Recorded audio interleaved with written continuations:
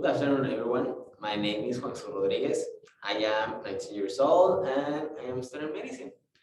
I stand up here because I am going to tell you something that I have thought about these past months and which has made me see life in a different way. I was studying last week for an exam that not only defines my grades, but also defines my career and the rest of my professional life. And I asked myself for a thousandth time, why do I do this? Why do I dedicate so much time studying for an exam and to get good grades?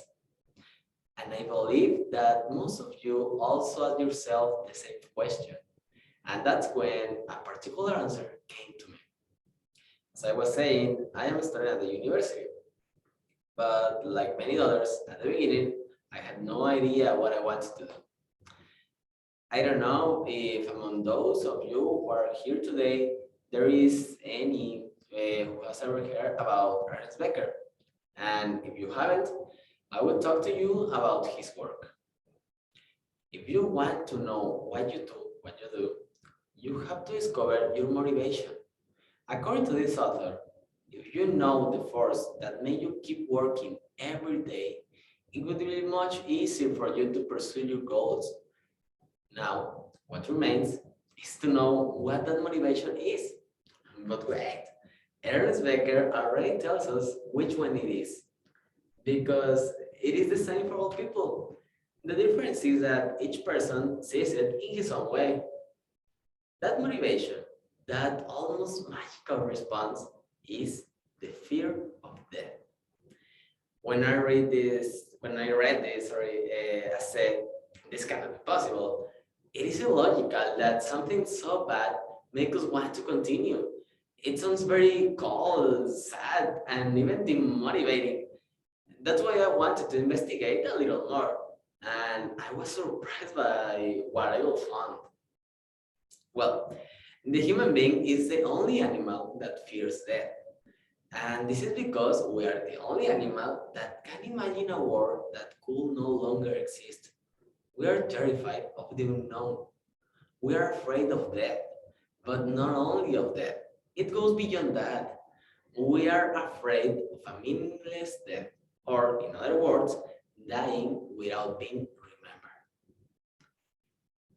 What these anthropologists propose is that unconsciously, every action, every little action that motivates us to continue each day is a deep fear of death. That everything we do is to justify our existence and leave something behind before we die.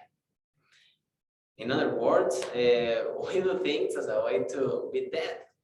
We give so much importance to our actions that we place them in an altar dedicated to their death. We know that it is impossible to beat death, but we still try. We don't like to think that there is life without us. And for this reason, we take refuge in lies that make us believe that we can do, make us immortal, that we are defeating death, lies that justify a meaningless life. Everyone does what they want, believe the lies they like the best, having a career, earn a lot of money, see the world, have a family, play sports, be a dictator, a monk, kill, steal, love. Endless thing we do just to justify our existence and avoid death. And the truth is that it makes a lot of sense. Of all the lies that we create to defeat death, there is one in particular that really caught my attention. This lie is art. It is something so abstract and at the same time so human that we don't know if we created from the beginning of time or if it was already there because we couldn't live without it. When I talk about art, I am not only referring to paintings or drawings. No, you who are in an office, teaching, studying, managing a company, creating a product, selling something, anything that you do can be seen as art. Art can be anything that impacts someone's life. And for this reason, we can all be artists. We can all give a message with an action. And that is what Ernest Becker is trying to tell us. Your life doesn't have to be sad now that you know that everything leads to death. We understand that we do things at the end of the day because we like them, but we also keep doing them to make us different. It is something very human to convey our ideas and feelings in a job. We all achieve it in some way.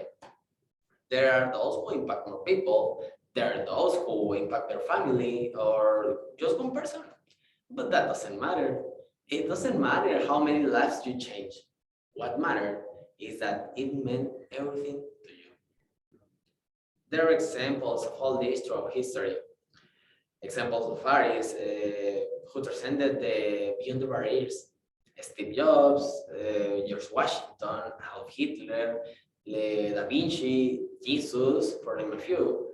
But these people can also be your mentors, teachers, parents, and it could even be you.